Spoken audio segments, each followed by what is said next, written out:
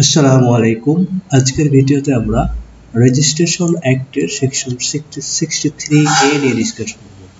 এখানে যদি document properly মূল্যায়িত না হয়, document is not properly valid, তাহলে এক্ষেত্রে রেজিস্টারিং অফিসার কি পদক্ষেপ গ্রহণ করবেন সেই বিষয়টি ক্লিয়ার করা হয়েছে। এখানে বলা হচ্ছে যে এরকম আনপ্রপার ভ্যালুড ডকুমেন্ট যদি উপস্থাপন করা হয় রেজিস্টারিং অফিসারের কাছে ফর দ্য রেজিস্ট্রেশন, তাহলে রেজিস্টারিং অফিসার সংশ্লিষ্ট উপস্থাপনকারীকে দলিল উপস্থাপনকারীকে প্রপার ফিজ এবং ডিউটি সাবমিটের জন্য আদেশ প্রদান করবেন এবং এটা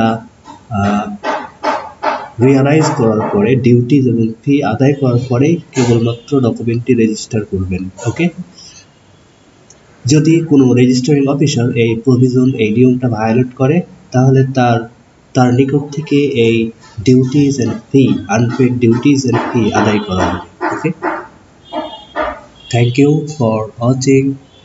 please don't forget to subscribe. Thank you.